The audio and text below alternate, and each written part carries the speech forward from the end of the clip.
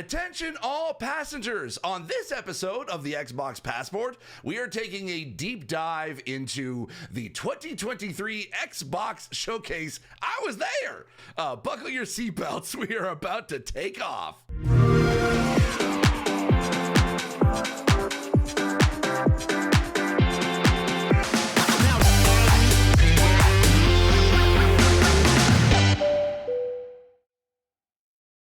Welcome, travelers, to the Xbox Passport, presented by Xbox Canada, the podcast all about the best value in gaming, Xbox Game Pass. I'm Leah, and joining me on this voyage is none other than my friend and yours, the blind gamer, Steve Saylor. Hi, Steve. How's it going? I am excited. I'm tired. I literally just got back from LA, and yes, my arms are tired. I am jelly. I mean, okay. I've been wanting to say this for the entire time. I met Todd Howard, and he watches More on that later. And he watches my videos. Oh my god! Amazing. Okay.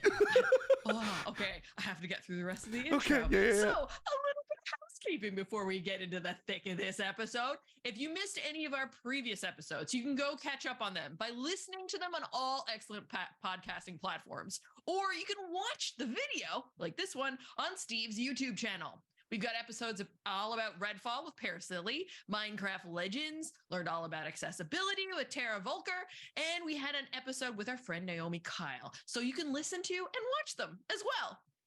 But today, like we mentioned, we're going to reflect on the 2023 Xbox Showcase, complete with a special dedicated Starfield Direct. Yeah. I'm really excited to get into this. Me too. You know, Steve was there in LA, seeing everything live. I was here, Canadian Music Week, but you know, gotta work, and I'm a little jelly. But the other thing that's super cool is that Steve got some major props on stage for the work that he does in the gaming community to bring attention to accessibility. Welcome home, Steve. Thanks. Congratulations. How was the trip? Are you still on cloud nine? Yeah. Well, so for those who are watching / listening, as we're recording this, I literally just got back. I flew in basically the day after what was the Ubisoft Forward, because I was also in town for that. But I've been there. I was in LA basically from Wednesday all the way to Monday, so I got to experience Summer Game Fest with the live show and their play days for media and press, of course the Xbox showcase and the Ubisoft Forward. And by the way, this is sort of a side note. This came. I won't show my address there. This came in the mail. It's the Asus ROG Ally. I pre-ordered it, and it's so many people with that. So I was excited to see if yours came. It came literally today. I was very excited, and so by the way, even though I am part of the AMD Red Team, they did not send me this. I paid with this with my own money. I'm gonna regret it later, but I don't care. Yeah. So I'm doing good. This is gonna be a very unhinged show for me. So Leah, you're gonna have to basically rein me in on everything today. I know it's a tall order to ask for, but we're also recording this on my computer so that we can be able to put this up right away. So it's a lot of pressure. Yeah, you can do it, bud. You can do it. Okay. I'm so excited. Like, I was seeing all this stuff, totally jealous, living my life back here in Toronto. But you know, you gotta work, right? You gotta get her done. And then it's not like you can't experience all of this from home. Like, the coolest thing too is what we started doing in our Discord channels. We have a watching group where we can put the videos up and watch it together and commentate together. So it was like I was having a party for the ones that I could watch live, because obviously some being in the middle of the day makes it kind of hard when you have to be at conferences and things like that. But yeah, I'm excited to hear too. I know we always do like an icebreaker question. Considering this is essentially Summer Game Fest / not E3 / the best week in June for gamers that there is, what did you think of, the experience as a whole when it comes to all the coverage on video games that's been happening? Yeah, so this was kind of my first a quote unquote official E3 that I've ever been to, because when I did get to go in 2019, but like it was for like the ESA. They had a whole bunch of like disabled creators out and basically got to sort of experience the show floor and all that, but we never got to sort of see it or sit in on any of the showcases. So it was basically like the last like day and a half of E3 in 2019. So this was kind of like the first time where I was there as a creator. I was there for like as media technically, and I got to experience the whole thing, which was kind of a very surreal experience, if I might say so, because there were moments where there were like our mutual friends in the industry. They were there. I got to hang out with them, which was awesome. But then there was also fans, because both Summer Game Fest Live and the Xbox Fan Fest, which is what they had called it in LA, where like there was a ton of fans there along with the media and press. So I was like, it was really cool to be able to like talk to just people from like all sides of the industry, including just gamers who wanted to be able to experience a little bit of the showcase or the Summer Game Fest, which was also it was just kind of a cool surreal experience. And I don't know, do you want me to break down like day by day, or do we want to just jump in, or what? Sure. Yeah. Okay. Kind of give me like, that's the thing that this year was a little different on my end, just because it just so happens that everything works out to be around the same time, right? So most of my experience was over the course of the weekend watching things like the Wholesome Direct and the Xbox Showcase and all that kind of stuff, like, and then following up a little bit yesterday with the Ubisoft event. But yeah, and experiencing that like I've experienced most E3s, except for the one that I managed to get to in 2013. Which was a ton of fun. So yeah, I totally understand what you mean by like, it's like information overload. It is stimulated from every direction, because it's all like lights and colors and friendly people and cool games and excitement and drinks and yeah.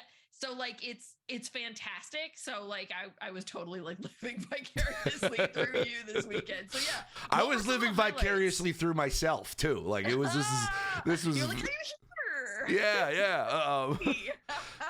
So yeah, what are some highlights? Okay, so I guess I should probably, like, if those are probably watching, you might have.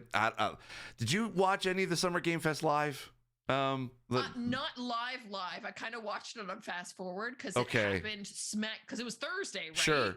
Yeah. I was at Radio Days at Canadian Music Week in the middle of watching panels. Right. So, yeah, I wasn't at that exact moment watching it, but I did see a fair chunk of it. Yeah. Okay.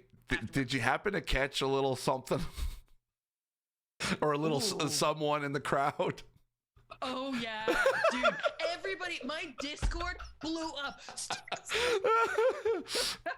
Okay, so that's what I was. So here's what happened. So what happened was, so the YouTube theater is where Jeff had his Summer Game Fest live show. It's a kind of a smaller theater. It's smaller than where he puts the Game Awards in the Microsoft theater. So it can only hold like I'd say probably maybe either half or maybe less than half of what the Microsoft theater can hold. And the one thing about the YouTube theater was that the accessibility row was the very first row on the right hand side. And so I was like, okay, cool, I get to sit there. I didn't think anything about like anything. I was just like, okay, good, I'm here, I can sit in my seat, I can watch the thing, I don't have to worry about straining my eyes to be able to see anything. I can also tweet while I'm like live my reactions and impressions while I'm there, and it's great. And then all of a sudden, I'm tweeting up a storm. I'm sitting there. Oh, I should probably say, actually, I think that the guys that were sitting beside me were seat squatters, because when they seat fillers, because sometimes they have people that sit there at events to make sure it doesn't look empty. But they're also usually pretty professional. These dudes weren't. Oh. So when I got up, they actually had there was a guy sitting in my actual seat, and he had his coat draped across several of those seats because that is the accessibility row. They weren't open to the public, being able to buy. So this guy just thought oh, okay, this is a front row that nobody's sitting in. It's not reserved, so there we go.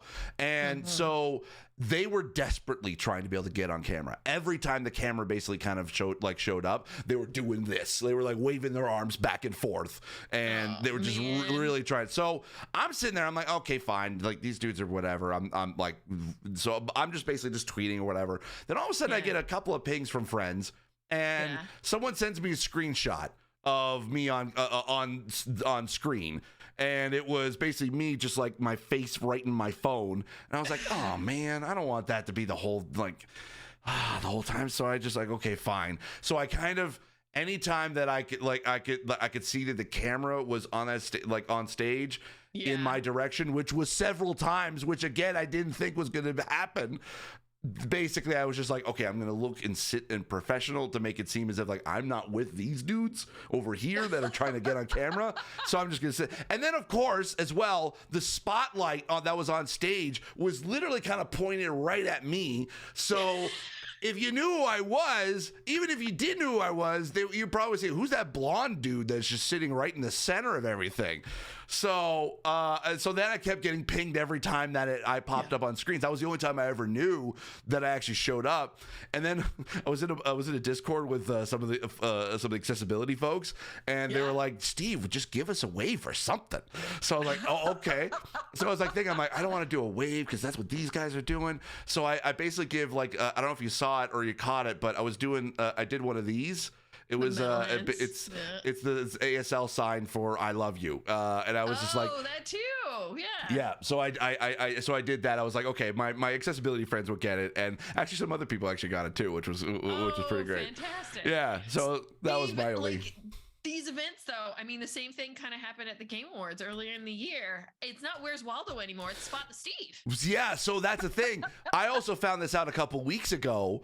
That so I have an IMDb page based on the work I did for Squad and for Jinx Canada and all that. Okay. But I guess there's also a category for the Game Awards, and I'm listed as on the cast of the Game Awards as audience member. So I'm basically Jeff Keighley's recurring audience member from here on out, because that's what happens. If that's how you get to all these events, freaking use that ticket, man. Sure. And Jeff knows it too, because when I tweeted out about being on there and just saying it, he liked the tweet, so he knows. Which I did see him several times throughout the whole week, but I was just too shy to come up and say hi. I just was one of those. You just gotta go for it. I know. Just go for it one day. But the thing is too, just call out to him. He's gonna come over and say hi. True. Yeah, I guess. He's going to. But he was also with big people in the industry. So I was just I didn't want to be that guy. You've rubbed shoulders with Todd Howard now, and you sat next to all the folks from Xbox and Nintendo and Reggie and all of them at Game I guess. You're a big deal, man. I don't know. There was people that how many people kept telling me that the whole weekend, and I just felt so nervous and I don't know, awkward and uncomfortable the whole time about it. So, but yeah. But yeah, so Summer Game Fest was the live show was great. I will say if I had to rate the actual show, I think it probably was a B-. Only just because it's it had its first 15-20 minutes was great, and then it kind of just went down. Now some of that is basically you get it, okay, Jeff Keighley has to pay the bill somehow, and he's got some ads in there, so I understand that. But it's just there was a bit of a lull, and then it kind of went back up again at the end there, especially with the Final Fantasy sort of reveal. But yeah, that it was really cool to be in the audience, because you could feel the energy in the room, and Jeff was even feeding off that energy the first 15-20 minutes. But oh my god, Nicolas Cage was on stage. Nicolas Cage was on stage. Oh, I was 10 feet. I was 10, 15 feet away from Nicolas Cage. I didn't get to meet him though. That would have been cool, but no. So there was that. You saw lots of celebrities this weekend. Apparently. So there was that. Then I also got to go then Oh yeah, so that was so that same night after the Summer Game Fest, I went to like this sort of like, you know, as E3 happens, there's a ton of like mixers and, you know, like kind of get-togethers that, you know, PR companies will run or what, like is like highlighting a bunch of stuff, and there was a ton of those this past week. But there was one that was run by 47, which is the PR firm that runs basically Summer Game Fest, all the PR for that. And so I got to go to that, and who else was there? Ed Boon. Oh man. I got to say hi to Ed Boon, and I played it cool. I so played it cool. This is the one time I was just like, Steve, don't fanboy. So, because our mutual friend, Andrea Renee, basically, I was standing and talking to her. Ed came up because she, like, of course, he knows Andrea. Andrea knows everybody in this business. So he comes up to talk to her. And then Andrea, being the amazing woman and the most badass woman that she is, she goes, oh, hey, Ed, have you met Steve? And I was just like, okay, this is okay, Steve, don't screw this up. This is the moment. So I just like, I played it cool. I was like, introduced myself. We chatted for a bit. I said I was excited for MK1. It looked cool. I also do accessibility. And I told him that accessibility is actually really great in Mortal Kombat in the past. So I'm really excited for it. And he goes, well, thank you. I really do appreciate it. I didn't ask for a selfie, which was like, I did not, because he's socializing. I didn't want to like be that guy. So like it was like a quick, like, you know, 5-minute conversation, and I was proud of myself. I was like, yeah, I did it. I did the thing. Yeah, I did. Like, 'cause, I mean, as you know, Leah, like basically, like we both have met many a celebrity in our time, and they're just people. Like, so it like sometimes it's okay to fanboy. Have you ever fanboy out or fangirl out? Yeah, I have, but usually it's before and afterwards. I put on the I'm working poker face. Sure. There are a few moments in life where I've had opportunities that I kind of regret that I didn't get photos and things like that, where I was like, darn it, I should have did it. You know what? I mean, here's the thing. I do, like, would I have loved to have a photo with Ed Boon? 1000%. But I just did not want to be like it's that one guy. Of those. Yeah. Yeah. I think the one opportunity where I really did, we did an interview with you too.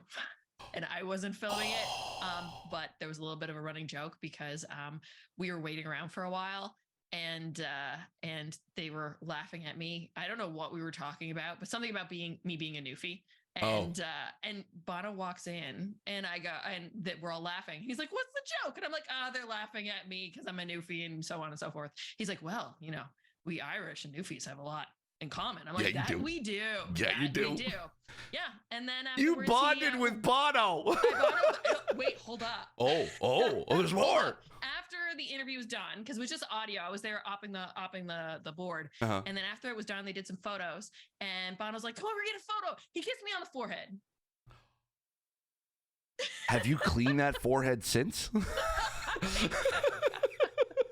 Because I would have kept it there. But yes, I don't have a photo of that. I have a photo of, you know, the Larry Bono myself. But yeah, okay. That happened. So yeah. So you get it. Kissed me on the forehead. Oh, that trumps my Ed Boon story. Like hell yeah. But I love it. So yeah, and then basically there was like 2 days that Summer Game Fest basically hosts called Play Days, which basically is for media and press that they get to go and play the games that were announced and talked about in the live show the previous day. It's kind of like they did it last year for the first time in this one sort of like warehouse kind of like room, but this year they actually had a full-blown kind of like campus. Still same room, they still had that location, but it was like now multiple buildings that were like EA had its own little building, like Warner Brothers for Mortal Kombat had its own little building, Square Enix and the Tekken had its own like lounge. Oh my God, I don't know if you ever seen the photos they had guys like dressed up like the characters from Tekken. I can't figure out the names. I don't play Tekken, but oh my God, they were buff as I mean, like beyond wrestler type buff. Like Yeah. it was as if they were ripped out of a video game. Like that's how buff they were. Like whew. But yeah, so that was a whole campus, and it was basically like like a whole bunch of like you could had different appointments to be able to see stuff behind closed doors, or you'd play on the floor there. And I got to try out a bunch of different games, and I'll be doing separate videos on them. But there was some that I really loved. Just kind of quick highlights. Whereas Disney's Illusion Island was really great. Looking forward to that. It has a ton of really accessibility excited. for it that I'm really good. and it's I've been able to describe it as a kid's first Metroidvania because there's no combat. There's zero combat. It's just the whole platforming side of things. Yep, exactly. But they also do boss battles. Now I know what y'all are thinking. Well, how do you do a boss battle if there's no combat? It's basically platforming challenges. You're basically having to like light up a bunch of things on a wall while you're trying to avoid different hazards that are coming around you. That's how you beat a boss, and there's different phases to those bosses. So oh my gosh, yeah, it's amazing. It's for the Switch. Oh my God, Leah, I found the perfect game for you that you are going to be obsessed with for years, and I am not exaggerating. Oh, did you see in Summer Game Fest when they talked about Fae farming? Oh, yes. I've been following that on Twitter for a long time. I'm really excited about that game. I got to play it. It is Animal Crossing and Stardew Valley on steroids. Yes. And it's also so good. with a dungeon crawler. Oh my. So here's for those who don't know about it. So it is excellent. Basically there are 4 different types of homes you can basically own and then decorate, and you can also build farms. You can craft gather resources to craft potions and materials for your home, or also for your armor or new magical spells. But and it's sort of like a little bit of an open world. But whenever you're thinking, okay, and there's actually a mechanic for actually decorating your house. It's beyond just decorating your house. Here's the thing: if you gather enough resources, you can be able to build a clock. So this is what they had me doing the demo. They're like, okay, we're going to do a bunch of stuff. We're going to gather some gems and some rocks and whatever wood, and we're going to build a clock. I'm like, okay, cool. So they had me place the clock in the house, and they're like, now look at your hearts. And I was like, what? It gives you an extra heart. Every piece of furniture helps. Every piece of furniture gives you buffs. Yes. Oh, no. So when you go into the dungeon, which is like the dungeons of the Fey realm. So you're going in there, and you're basically just there's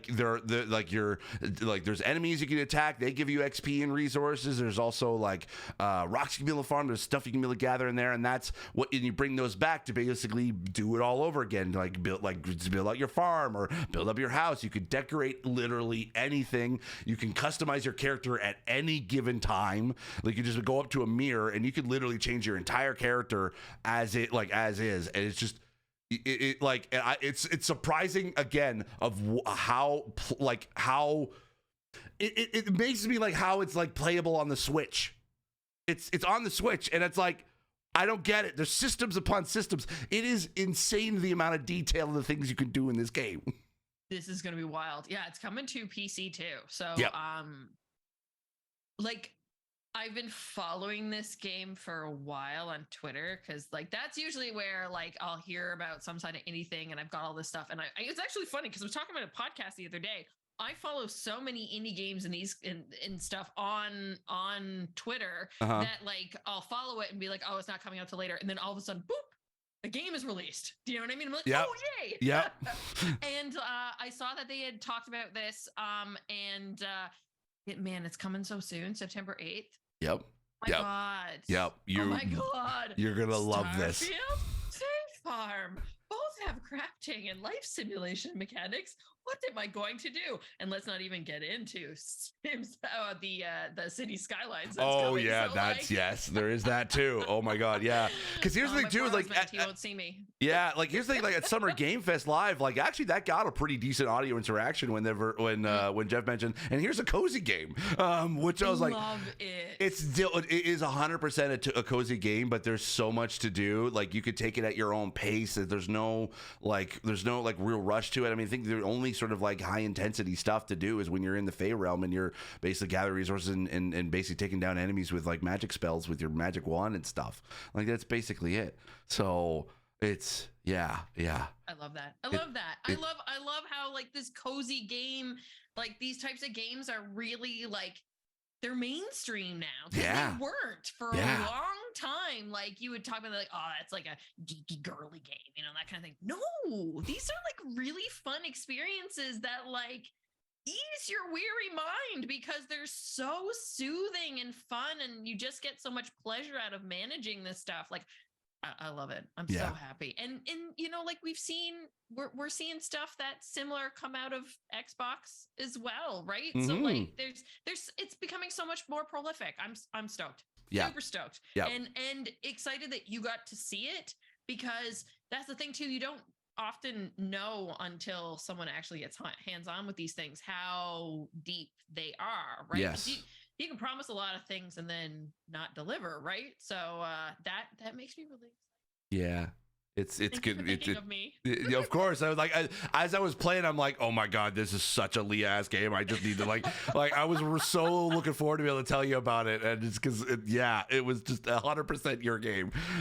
So there's that. And then I guess last thing at some play days, I got to see Alan Wake 2. Which was like, it was a hands-off demo, so we didn't get to play it, but like it definitely, for me, as far as play days was concerned, that was my favorite game of like of the show, like of stuff that I saw of during those days. Like not necessarily for accessibility, because they didn't really show a lot of accessibility in there, but I did talk to some of the team afterwards, and they were like, we're very passionate about accessibility. They're because of Control, what they did on that, they really want to be able to add in there. They just didn't show it off in the demo that because it was the same demo for everybody. But it was like I was still very excited about it, and so yeah, that was probably I don't know. A lot of people got to see Mortal Kombat. Unfortunately, I didn't, which was whatever. But like I was to play that eventually. Yeah, exactly. So I mean, I got to meet Ed Boon, so that's fine. That's all I make about it. Like for real. Yeah. Speaking of a Leah Ass Leah game, yes. A Leah Ass Leah game came out, and that's what we're both playing, Diablo 4. Yeah. I want the real cutesy or the real mechanical dirt. Yep. Stuff. By the way, I have to call this out. Great transition. That was an amazing transition. See, we're professionals, folks. Yeah, we try. Yeah, but yeah. Diablo 4, man. It's sucking up my life already. That's all I did. And like I played Diablo, stopped to watch press conference, played Diablo, went to bed, did the same thing the next day on Sunday. You know how hard it was to not play Diablo 4 while I was in LA? I didn't have anything to play it on because I was waiting for this. I was waiting for the freaking ASRG ally. I had to bring my Switch and play Tears of the Kingdom, which was like, okay, fine, yes. I twist my arm to play that, but all I kept thinking about was wanting to play Diablo. Exactly, and that's all anybody is talking about right now, because it is so good. Yeah. Oh, it's like the most open world Diablo game I've ever played, and like, oh yeah, and now like at the beginning, like because I only started on Saturday, I'm at level 20, so like I am not that far behind. My sorcerer is just like getting used to the skill tree and everything. Yeah. At first I threw everything at the wall and was just playing around. Now I'm starting to get meticulous and I'm doing my frost builds. So like nice. So I'm actually coming together. I'm actually similar to you. I did choose a sorcerer build as well. But I'm going arc. I'm going lightning. That's the kind of build I'm sort of going with right now. And I'm actually not that far behind you. I'm still in Act 1, but I'm like level 16. That was where I left it before I left for LA. So cool. All right, so we need to trade IDs for Blizzard and then jump on there together. Because I've got you on Xbox, but are you playing Xbox or PC? I am playing on Xbox. Okay, cool. Me too. Yeah, but right, Battle.net, it's also crossplay. Exactly. Let's go. Exactly. All right. Let's get into the meat and potatoes. Yes. We're here. Yes. Xbox Showcase. Yes. Let's do it by the numbers, okay? Okay. So, just a quick wrap before we get into the real thing. 27 games shown. 21 of those games are coming to Game Pass. 13 from first-party studios. 12 World premieres. I've been wanting to do that every time I heard it. I just kind of subtly said that to myself every time. I'm glad they got the voice. They got the guy to do the voice. Yeah, it's and then, perfect. Yeah, and also one Starfield Direct deep dive. Yeah, which was monstrous. That game is going to be huge. Okay, Yep. we can like roll through the announcements and maybe speak to some highlights on the games that really spoke to us, because I have a feeling that for a lot of this, you and I have similar tastes, but then we probably deviate in some of our particularities that really draw our interests. So yeah, let's kind of roll through. So, I mean, I knew it was Fable when they were announcing it, but the whole spin on the Jack and the Beanstalk thing totally caught me off guard and really made me laugh. And as someone who I played a little bit of Fable because I only got into the Xbox ecosystem at the Xbox One phase. I played a bit of because people always told me about Fable, so I went back. So I knew there's humor, right? Yes.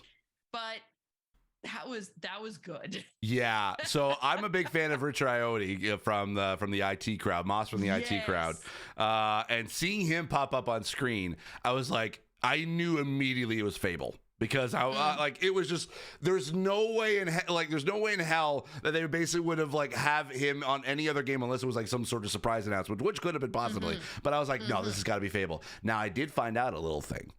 Oh, I did. So a little birdie told me that they did model 3D model Richard Iotti for so, and apparently he might actually have his own quest in the game.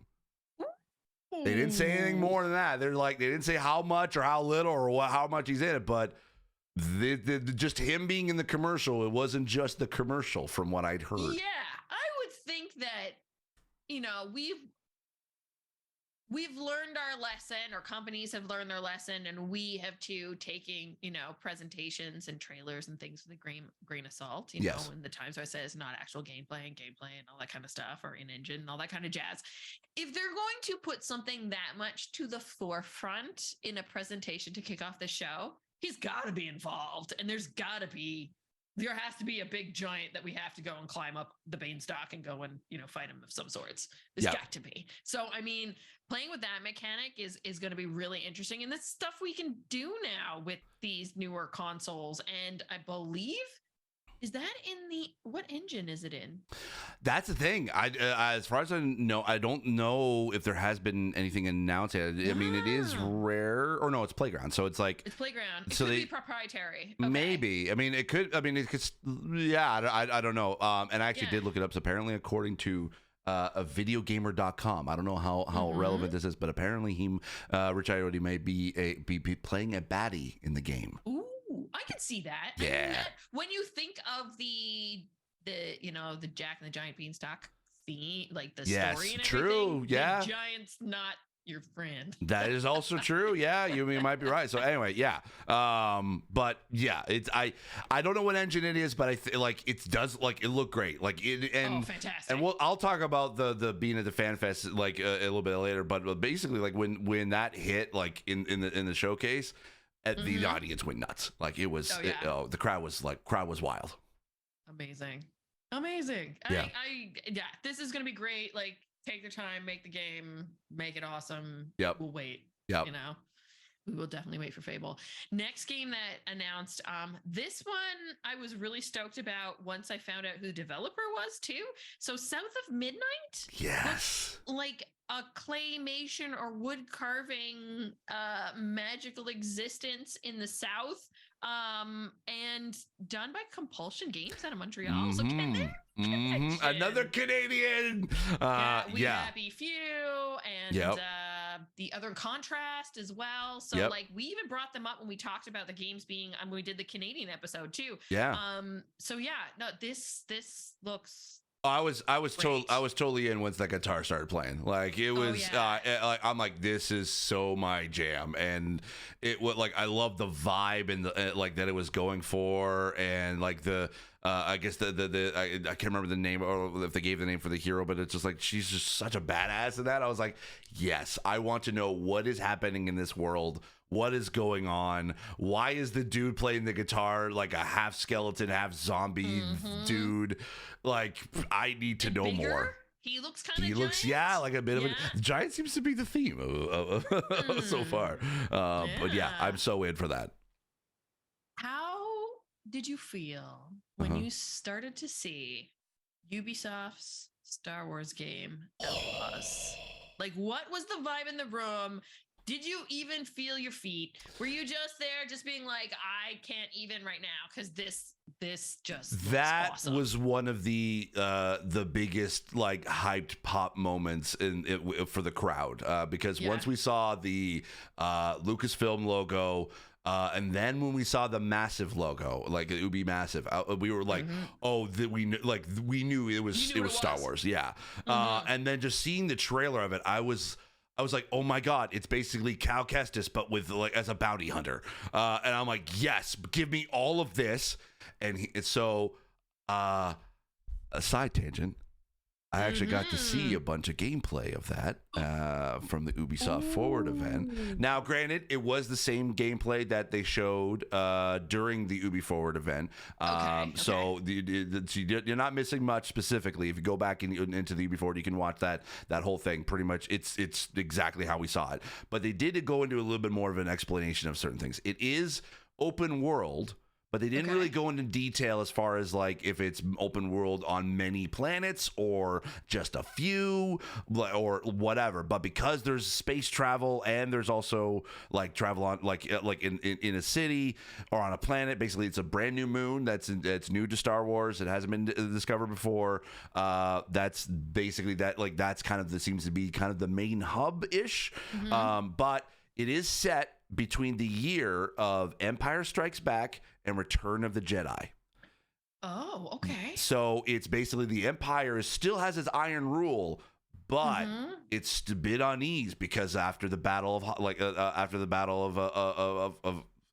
wow, I am so tired of forgetting. Like the basically, where Luke Skywalker destroyed the first Death Star. Yes. So it's already it's after that, and then after the Battle of Hoth. Basically, that's now it's sort of like Empire's a little bit kind of like trying to still keep control, and you definitely see that a little bit in the gameplay. But basically there's going to be like skills you can be able to unlock with K and the different type of blaster sort of thing you can be able to, like things you can be able to do. It's there's a lot into this game, and it just that is so. I would say probably my favorite out of the entire not only Xbox showcase, but just probably the favorite game I've seen throughout the entire week. And I am so sad and so happy that I get to play it in 2024, and so sad because I'm not playing it now. Yeah, exactly. That's always the hard thing that you're just like, oh, I've got to wait for these games to come out. Yes, exactly. Which is always nice when there's a nugget of one that's like available now. But yeah, I mean, I'm willing to patiently wait and keep the hype train going, but because you want them to be as perfect as they can be. Yes. But yeah, it's a hard wait. Very hard wait. Yep. More Canadian representation, Montreal representation. 33 Immortals coming from Thunder Lotus, going back to their roots. With combat, because they did Jotun, then they did Spiritfarer. Both games did really well, and now they're coming back with something that's like massive, where you're playing with like 32 other people. Yes. So they actually did a little bit of a deeper dive in the Xbox Extended Showcase. Now, as we're watching it, like it literally kind of just happened a few hours ago, so we haven't really had a chance to sort of skim through all of it. But apparently, Phil Spencer basically got to play it for the first time with the devs while in the Extended Showcase, and with like 33 other people from the team in Montreal. And there is a meaning behind why they chose 33, because apparently there's like a literary thing that they sort of like the it's more than just like a random like number for players that they had. It was just there is a deeper meaning for it for the game too. So it looks pretty cool. Like I love the way they sort of did the trailer of it, where it's like, okay, you're playing a little bit and it's a little bit of co-op, and then it popped up with 33 like player co-op. Everyone in the room was just like, what?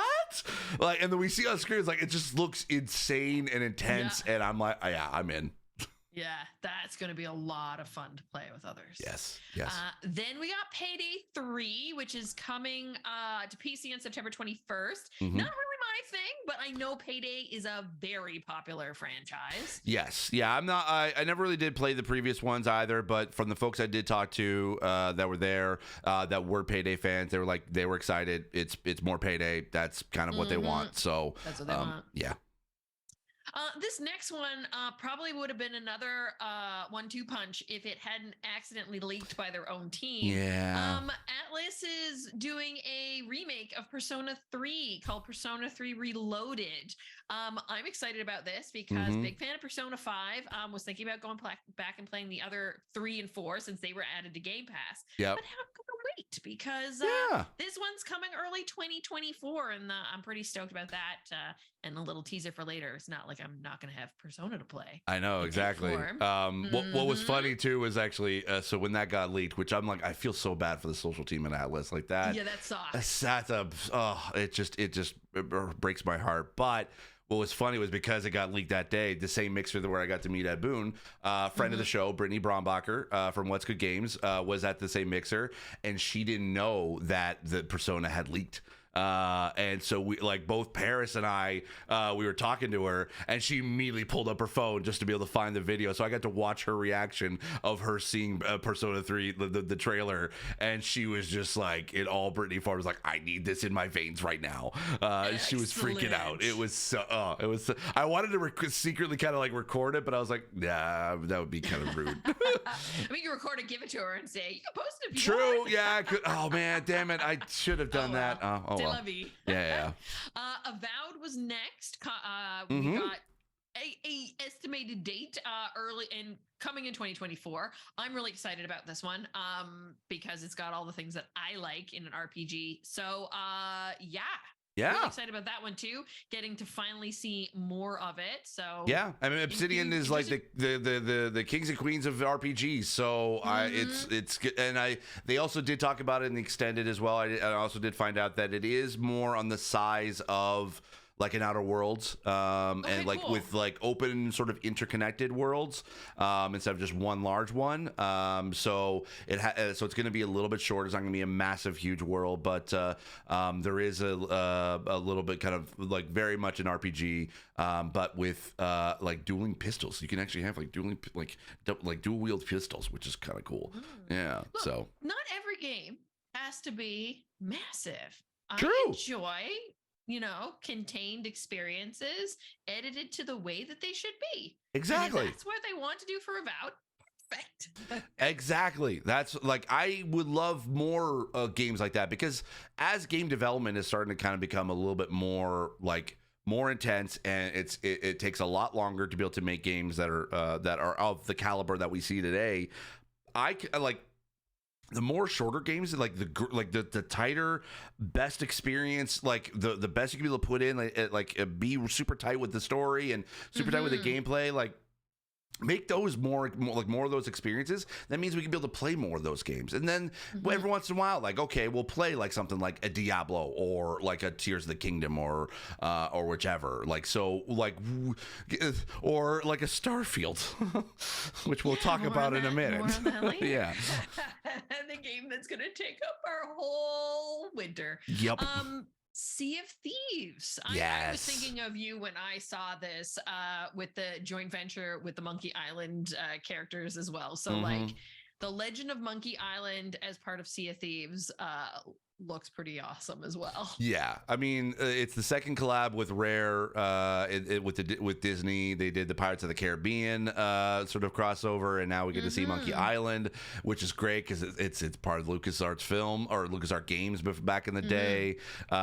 So this is like another, like, as soon as it popped up, it's like Monkey Island. I'm like, of course this would make 100% sense, because we were thinking of like, actually some folks kind of like thought, wait, are they going to put Star Wars in Sea of Thieves? Like, because they had like a Starfield kind of like in the sky thing, and we're like, what's going on? Yeah, once it was Monkey Island, I'm like, oh my god, the perfect sort of like, it's perfect sort of segue, or like perfect sort of like collab. Like it's just it's gonna be great. They've been very good with the misdirects in press conferences lately to kind of like pull the wool over our eyes. Speaking of Final Fantasy, DoorDash. Oh my goodness. Then we got to see the update that's coming, Flight Simulator 2024, Microsoft Flight Simulator. This is interesting too because the sim lover in me, the Flight Simulator, what I always found is like looks phenomenal. Love the idea of being able to fly anywhere in the world and whatever. But I was like, but why?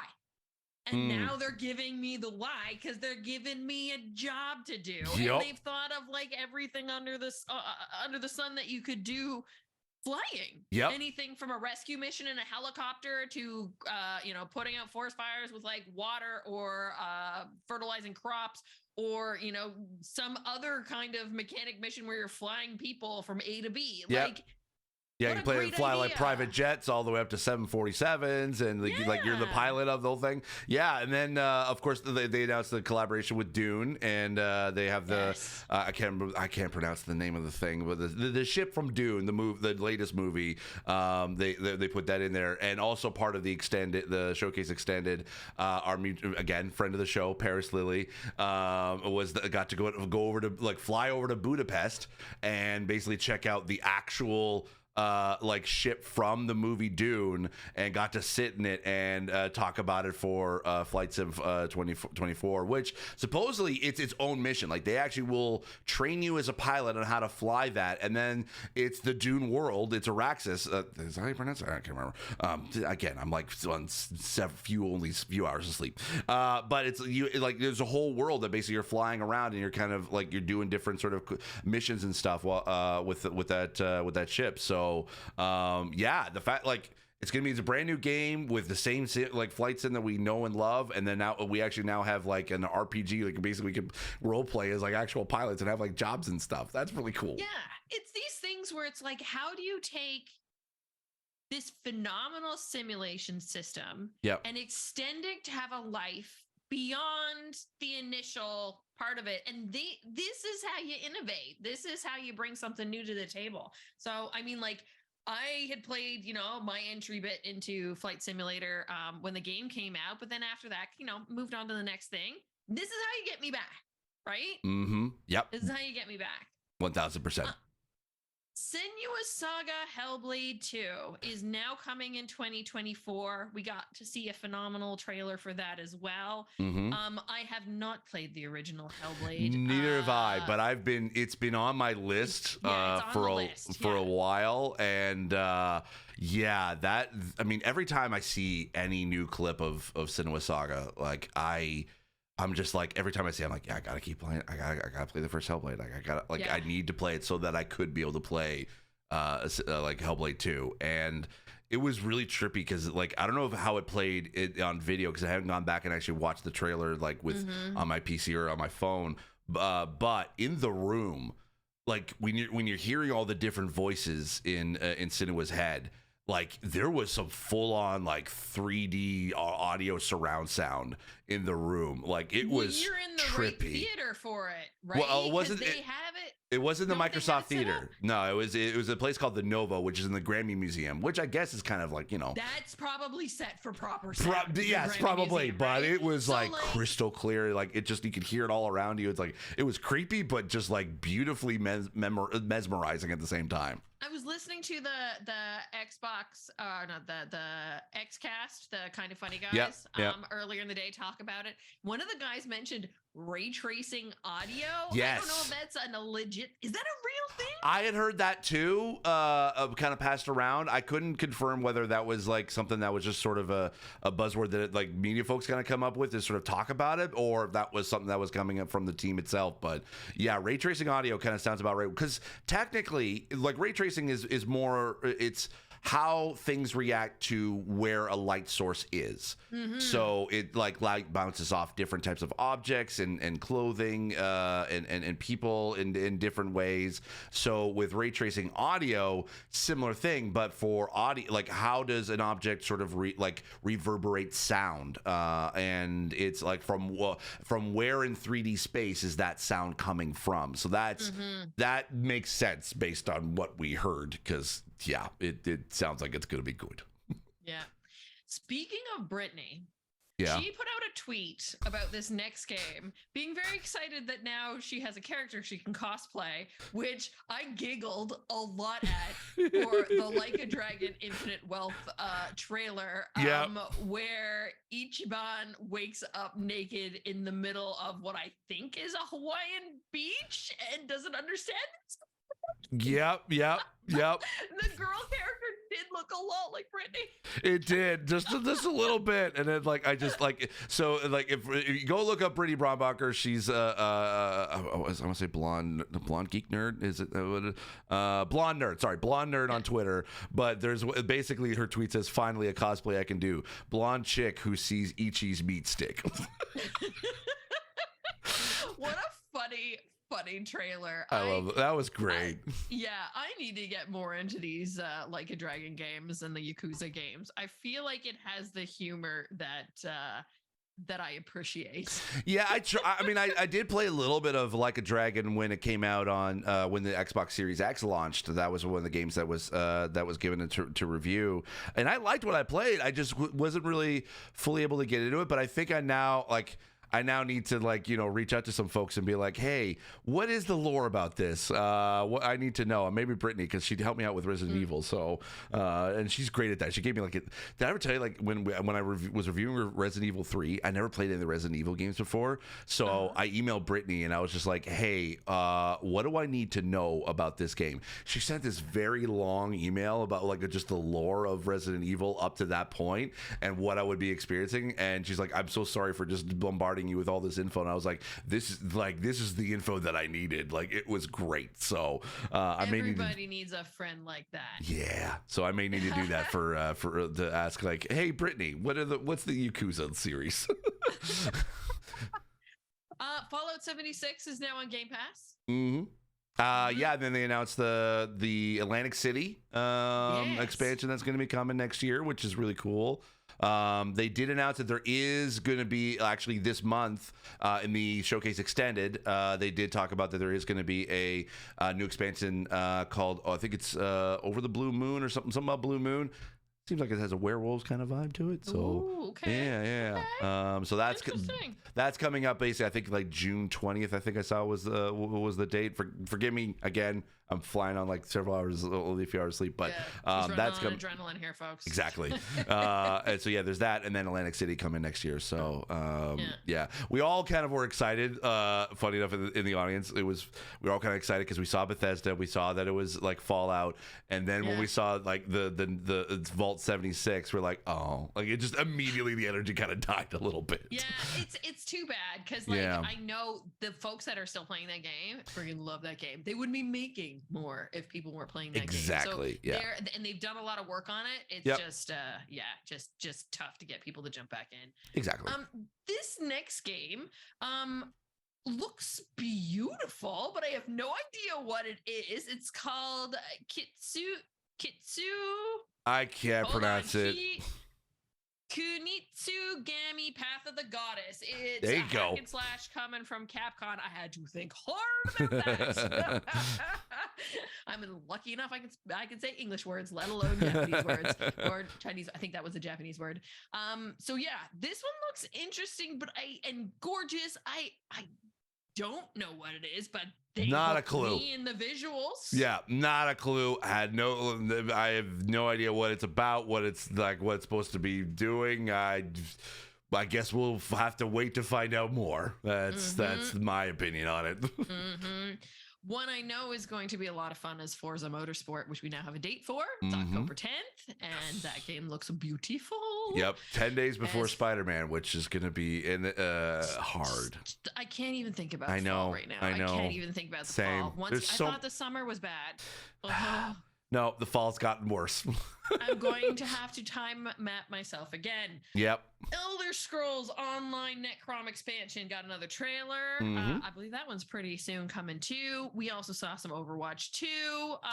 Which surprised me would they actually have like a ton of like story content, which was really cool. So hey, yeah, Overwatch fans get to, and they actually mentioned Toronto in the trailer, so another Canadian reference. So that was cool. Is there like, and this is how disconnected I am with Overwatch right now. There was a character who had like a Canadian emblem patch on their uniform. I can't remember. There a Canadian character now? I can't remember who the character specifically, but there is a Toronto map in Overwatch 2. I knew about the Toronto map because that made all the ruckus too when it came out and seeing like the CN Tower and something that was pretending to be Tim Hortons and all that kind of stuff. Yeah. That kind of stuff. Yeah.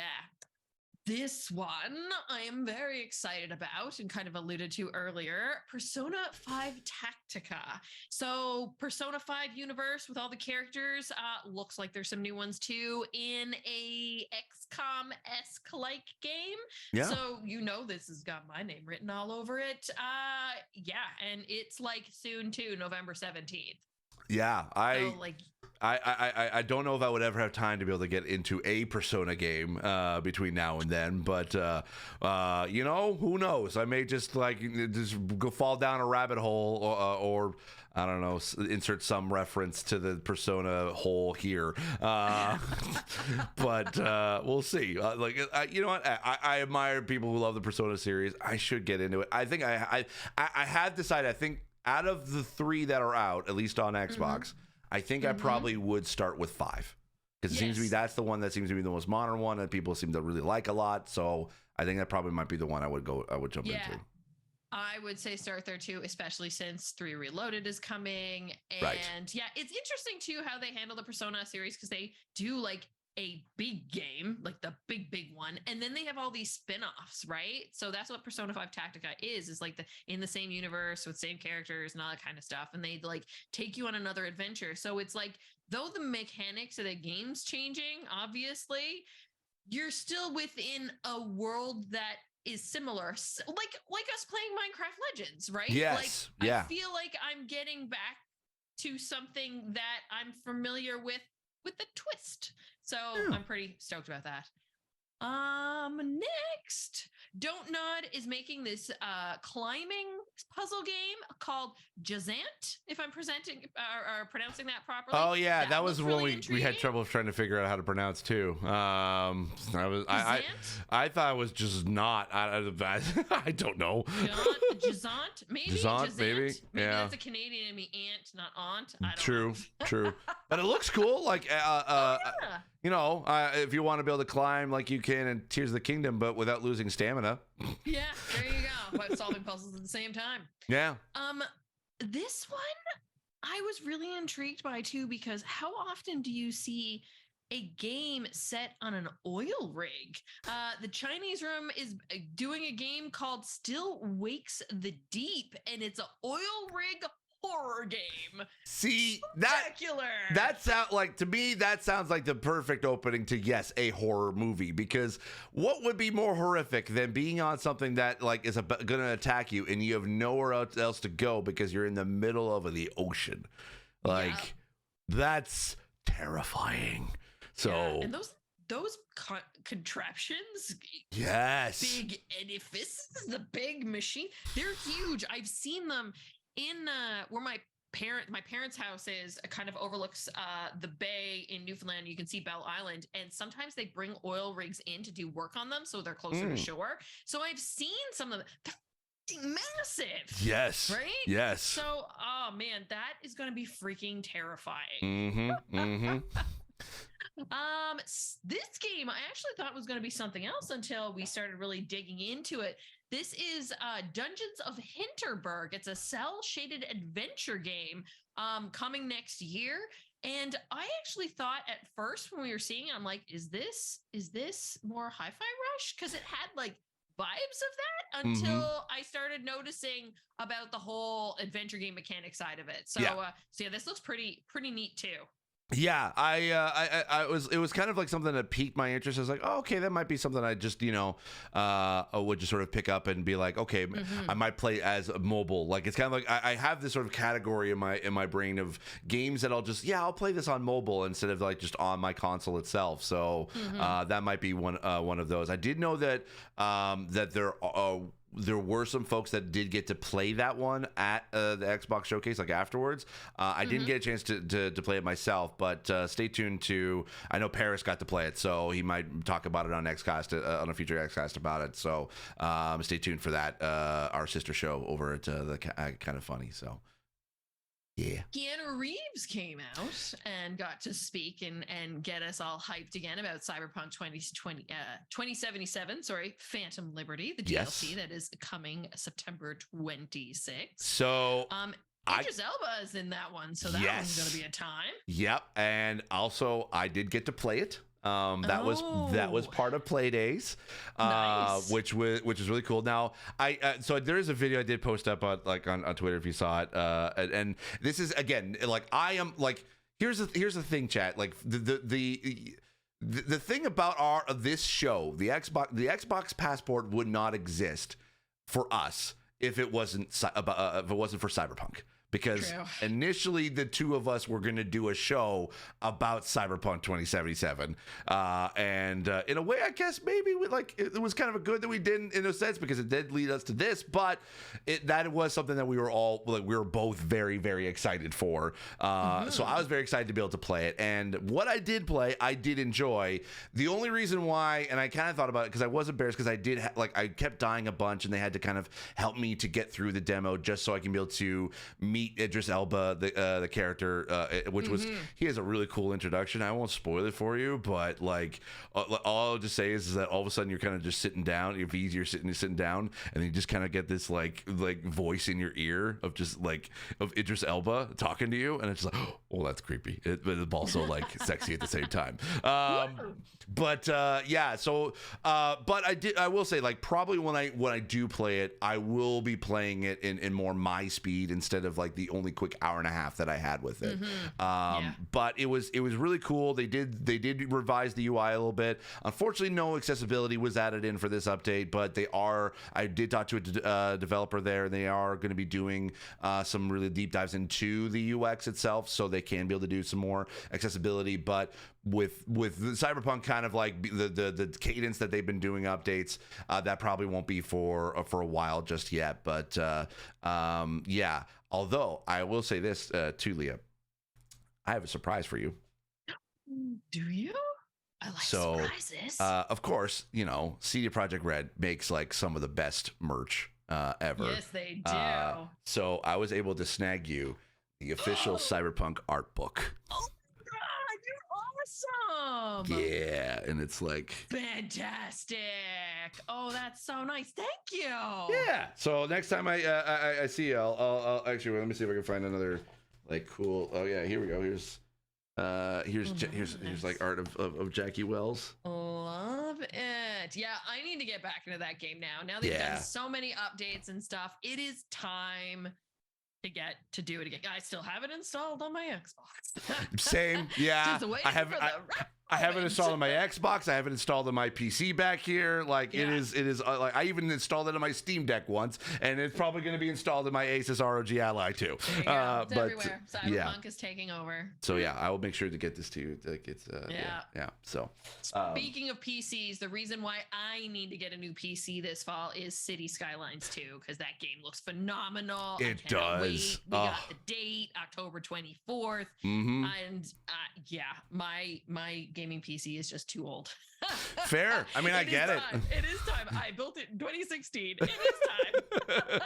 Definitely, yes. You were going to need those extra bits of graphical power just to be able to play that one for sure. Yes, exactly.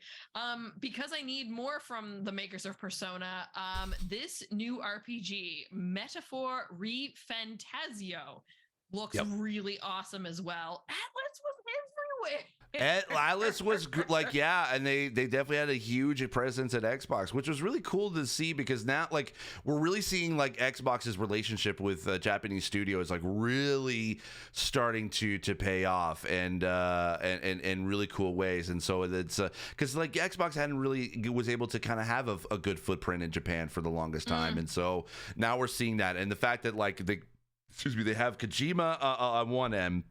And then you have Atlas, Sega Atlas on the other.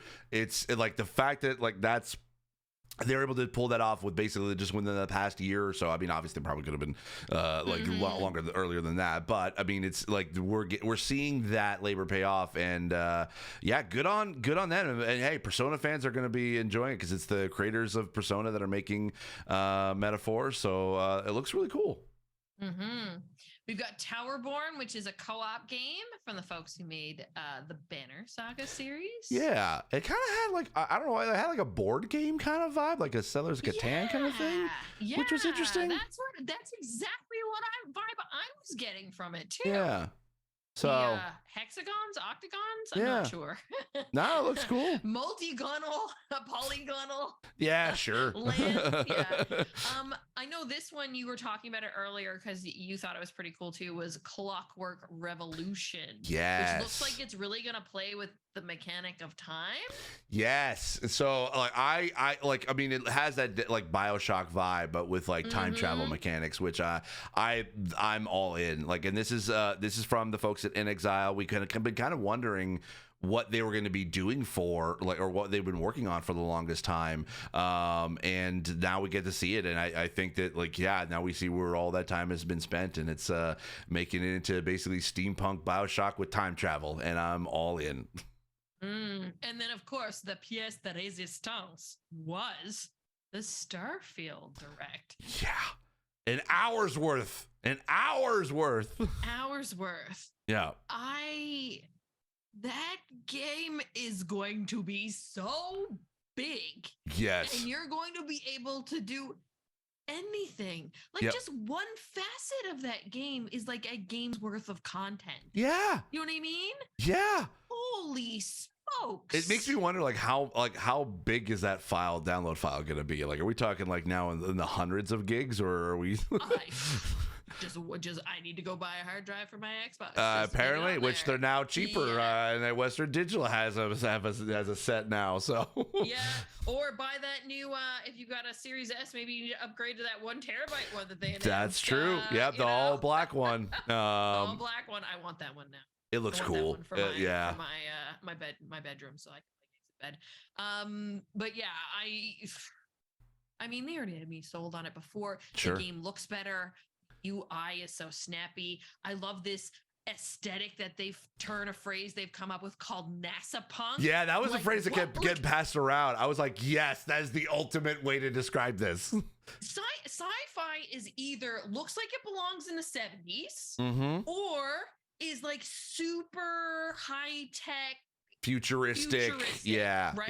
Yeah. And there's something about the 70s-esque aesthetic, and that's where they're pulling from the NASA side of things. Yes. Why they say NASA punk. That makes it a lot more grounded than the futuristic stuff. And I even feel like, and I was feeling like this on a lot of games, that everything now is not necessarily playing up the full-fledged realism. It still feels like it has this style, this like muted tone. You really saw it in the oh my god, the game from Compulsion. Like where it almost looks like claymation. Oh yeah, Sons of Midnight. It looks beautiful, but all of them kind of have this vibe to it. Yeah. But it brings a level of polish to it that just looks spectacular. And like the UI design in this as a graphic designer. It looks good. I do have some criticism in regards to font size. Oh yeah, I'm with you there, but Yeah. just the aesthetic of it. The aesthetic looks great. Like, yeah, the graphic designer in me was like very, very excited about it, and it looks. Here's the thing. It's like, I know that, like, if you followed me on Twitter during the direct, you kind of might have saw that a little bit of like the disappointed dad Steve come out of like, I'm not mad, I'm just disappointed in regards to talking about the font size. Because yes, I am disappointed that the font size it doesn't look like it's going to be either resizable just based on the different types of UI that they have going on in this game. And if they were able to do it, they probably wouldn't be able to do it for launch because of how close the game is. It's coming out in September. But here's like everything that they showed in that direct, I'm 100% all in. Like it is the Bethesda game that I've kind of always wanted to get myself lost in, because I tried Skyrim, I tried Fallout, and I just couldn't get into it. I can understand why people loved it, but I just couldn't get it myself. But when you add a NASA space exploration side to it with the Bethesda like that we know and love, or we've loved for decades, this is the thing that I've like I need to kind of get in, and I really do hope I can be able to play it like at launch. Or at least, for the show, if we can be able to review it, that would be awesome too. But yeah, I need to. I want to build the Enterprise. I want to have like my own crew. I want to steal all the sandwiches, and I want to basically like. I thought about, do I want to join the pirates? But I'm like, nah. I kind of want to be. I want to be an explorer. That's what I want to do in this game, and I think that's probably going to be where I'm going to boldly going. I'm going to boldly go to where to wherever. I don't know. Yeah. I'm super stoked. Super stoked. I like reviewing that game is going to be absolutely mind blowing, because it's just going to be like, where do you even start? It's all going to be review in progress, because like you're going to have to divide and conquer which pieces of the game you 1,000% cover, right? Like, I could just imagine like the IGN guides folks are going to be like, all right, no one can book any vacation between August and September. Yeah, we're gonna be busy. Desperately. All right. So I know there were a bunch of other things that happened, like also they announced in the extended, which happened today, Minico's Night Market is coming to Game Pass along with a bunch of other indie games. You said you got to try another Crab's Treasure, which was another one that got kind of announced during that. They kind of, they announced around the same time. I like if it was in the showcase or showcase extended, I may have missed it or wasn't too sure, but they did announce it on Twitter that it is coming to Game Pass. Another Crab's Treasure. I got to play this. I kid you not. So this game is a Souls-like game. Okay. But you play as a crab, and the whole thing is that your shell gets stolen, and you're on a quest to get it back. And you basically find bits of like garbage and things in under the sea to basically replace your shell, and that becomes your shield / like block mechanic. You can pick up bottle caps and or pop cans, and that act as your shell. Like when you go into when you basically pull up what will be your shield, if you have a pop can as your shell, you as a crab basically get to hide in the shell, like in the can. Like you basically the can just goes plop, and it just sits there, and it can look, but it also has it can take damage too, so it has weapon degradation, and it has these bosses where you're basically fighting big huge crustaceans of things. So I tried it. It was like, okay, it's a Souls-like, so you got to make sure you got to dodge, you got to make sure you got to block, you have to make sure you have to parry, and you have to find your moment to be able to kind of come in and be able to and take something out, or distract them, or distract the boss, or disorient the boss to be able to get some attacks in. So I was doing okay. I was doing fine. I was like, I died quite a bit, but I was like, okay, I understand what this is. Then I decided to go into the settings. And they actually have a bunch of assist modes that'll actually help out players, so they can actually be able to, you don't have to be like punish yourself. And for those with disabilities, it definitely could help out as well. But there's one feature that made me literally laugh out loud, and I almost did a spit take in the demo when I saw this. They have an option. So your character's name is Krill. They have an option in the assist mode menu called "Give Krill a Gun." and you all of a sudden have a handgun properly sized, like it is like sized to what a crab matching with a gun would look like. Your butt is basically attached to the inside of the magazine of the handgun, and you can aim it and you can shoot enemies with it. I did it, and basically, of course, I tried and I died several times to be able to get to a boss. I was able to shoot the boss before the health bar even came up. Oh my gosh. It was so damn fun and so cool. I highly recommend. Make sure that is going to be when it comes out. I think I said next year, but it's like when it comes out on Game Pass, it is gonna be a must play for me. But I would totally recommend it. It is a must play for everyone as well because it has so much personality and I love it. Fantastic. I'm looking forward to that too. Any chance that I can have something that's under the sea related, I'm there. Exactly. Giving crabs, weapons, why not? Sure. Not? Yep. All right. Wrapping all of this up, what was the audience vibe like? Because, obviously, like this is sponsored by Xbox Canada. So, we are given brains to say what we want. We know that Xbox had a lot to show off to win back some goodwill. What was the vibe like in the space, in the venue once the whole showcase was finished? Was it a good one, a mediocre one? How were people feeling? So I will say there was a lot of people that were, and this is kind of how I even felt as well, that a lot of people said that it was not only the best Xbox showcase that we've had in years, it was the best showcase we've had in years.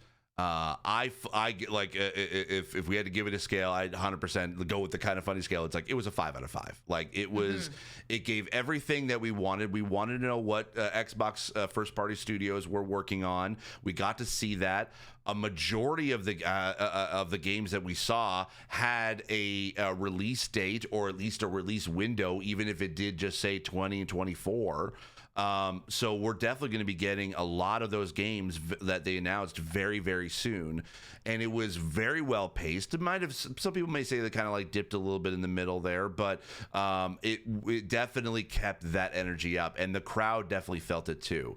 And that was kind of the vibe that I was getting from a lot of folks. And it was a very good crowd. Like it was like, so the Fan Fest, and like they've done these, like Xbox has done these sort of like little fan fests in different sort of cities around the world, and actually they had one in Toronto last year where we got to watch last year's Xbox game showcase. But they've consistently done is they've done it also in LA, and so that they did it last year in LA, and they did this year, same venue and everything. And it was really, really great to be able to kind of see and interact with fans of just like everyone was just so like excited to be able for Xbox, and it felt like that Xbox was back. Like after the showcase and the direct, they had Todd Howard, Matt Booty, Pete Hines, Sarah Bond, and Phil Spencer come out, and they all basically got to talk to the fans, and they were very excited for what they showed, and you could just tell like the energy was palpable in that room. And yeah, it was a great event. They had a ton of different stuff. They had like obviously you can get like food and drinks. They had a different sort of activations. You can be able to get like patches to like that you can get like screen printed on like a tote bag that everyone gets to get, and you could basically do like they had a Forza setup where you could actually be able to like there was a competition of how fast someone can be able to change a tire. Legitimately, you actually could change. I didn't want to do it because I'm blind, so I'm like I don't want to hurt anybody. But there was that. There's like you take like pictures of like in front of like stuff for like Sea of Thieves, and of course like Phil and Sarah and Todd and everybody of the executives were all there to talk to fans, and it was kind of great to be able to kind of mingle with them. And they also had like a stage sort of show that they were kind of doing throughout the whole entire time, which was they did like a Family Feud type thing, which was neat on stage. And yeah, I kind of did a little something too, which was really, really cool. Yeah. So Care to talk about? sure, yeah. So I don't know if it was recorded. If it was recorded, I wish it was because it was a great thing. So a friend of mine in the accessibility space, his name is Sightless Combat. He's well known in the Xbox community. He's an Xbox ambassador and MVP, but he's also like completely blind, like totally sightless, and he lives out in the UK. We've met and talked in Zoom meetings and kind of like different sort of events and stuff like virtual events, but we've never actually met in person. So Aaron Greenberg at Xbox actually brought him out from the UK to come to this event, and one of his sort of like his secret things was that he wanted the two of us to meet. Like that was his sort of his dream, was the two of us to meet, and so we got to meet the night before and actually hang out. Aaron basically says we talked for like 3 hours straight, and the time flew by, and he loved it. He was great. So he was like, you know what?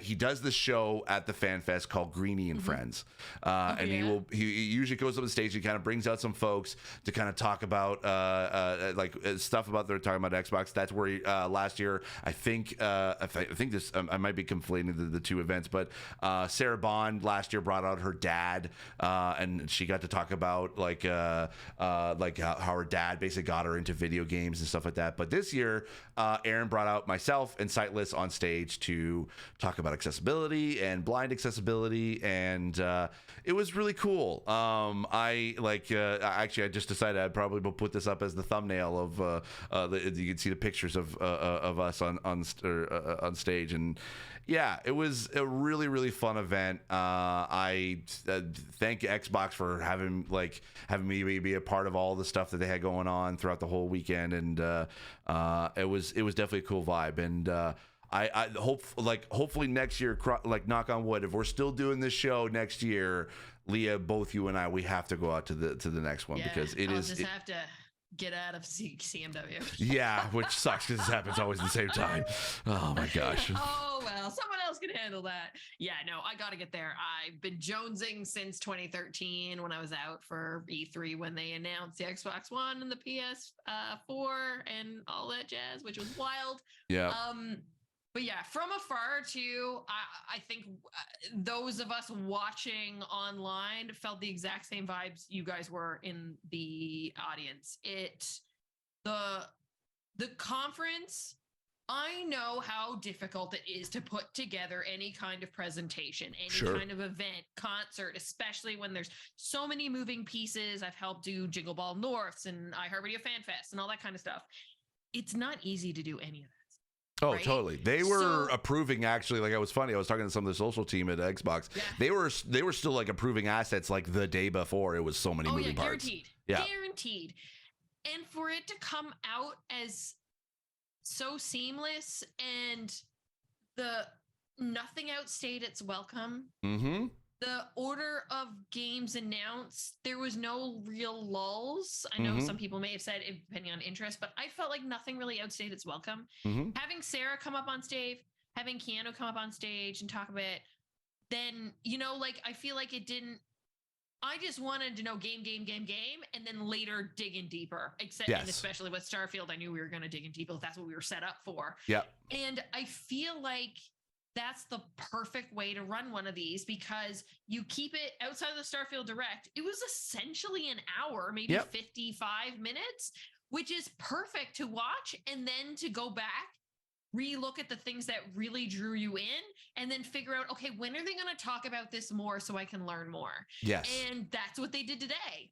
So I was super impressed. And even last year's event was good. I feel like, though, they're getting better every single time. The developer direct that happened earlier in the year, like every single time, Xbox is listening, watching, taking notes, and, each time it's just getting better and better with the presentation styles. Yeah. And kudos to them on that, because that is not easy. We have sat through a lot of press conferences that are just like, oh my God, is this ever going to end? So I kind of felt that way at Summer Game Fest Live. Like at a certain point, I'm like, okay, how long is this going to be? Or if the games are not structured and presented in a way that keeps things moving, it could be abrupt, moving from one style of game to another, or there's too many of the same style of game together, or too many of ones that I'm just not interested in. And that could be a combination of reasons, but sometimes it's just like, maybe it's all the same color palette or mood, or, you know, it's all dreary, then all of a sudden, boop, something funny, and then go back to dreary, you know, like it, or dark and moody. And that wasn't the case here. No. So kudos to the team who put this together, because that is a feat. Yeah, and that's the thing too, is like it's now they can build that positive momentum again. I mean, it just sucks that Redfall kind of like took them down into a peak into a lull for a bit. But this is where they're starting kind of like bringing up that positive momentum again. And I think that now, as we're kind of like we now see a little bit of the roadmap for not only just their first party studios, but their third party games as well. I am very excited for Xbox moving forward, and even though they didn't say these are all the games are going to be coming within the next 12 months, I still feel like that within the next 12 months we're going to get a large chunk of these, and it's going to be like we're going to be feeding very well on Team Green, as it were. And I think it's like it is. As you said, it's like it is very hard to be able to make a showcase, let alone something that appeals to as many fans as possible. So I think that is what Xbox has been able to hone and refine as each year they keep doing them. And you're right, like with just trailers. They did a whole bunch of research into figuring out what works best, and like, okay, let's just keep the momentum going, just release the gameplay, release like go from one thing to the next, don't have a lull in there, don't have a thing where you're stopping and talking to developers. That's where the develop or the showcase extended kind of got that was where that idea came from, or the developers directs where they can be able to talk to the teams that are making the games. And I feel like that allowed them to really still do the things that they've wanted to do, like developer interviews and stuff like that, but they can keep the showcases as tight and here's the stuff that it's going to get you all hyped for Xbox within the next couple years. And they've done a very a fantastic job. And I definitely, that was a major highlight of the entire week for me. And I can't wait for the next, for the next 12 to 18 to 24 months, because it's we're gonna do well. We're feeling the hype. And with that, I think it's time to conclude this episode. Yes, because I need to sleep desperately. And I gotta work tomorrow. Yeah. Yeah. So this is the moment where we talk about our social media handles and all the places where you can find us and talk video games, especially games on Game Pass, as always. Give us recommendations of what you're playing on Game Pass right now. There's so many games in there. You never know when you might find a hidden gem.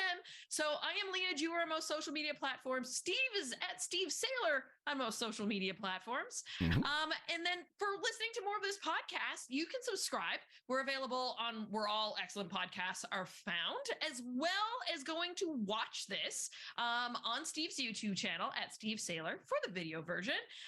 If you like what you heard, please give us a rating, a review, if that's available on the podcasting platform where you are consuming this content. You can add comments on the YouTube channel. So you could do that. It helps us with developing our show. It helps boost us up in the all the algorithms and stuff for discovery and things. So that'd be much appreciated. And recommend us to a friend if you think you enjoy this show. I mean, you've made it through this much of this very long episode of us being very, very excited about all the things to come on Xbox, and especially Game Pass. Lastly, share with your friends, enjoy playing together, and spread the word about the show. Thank you so much for listening and watching. We really appreciate it. Steve and I have a lot of fun putting this together and geeking out about video games together. And thank you to you for consuming it. Until next time, when everybody plays, we all win. Ciao. Bye.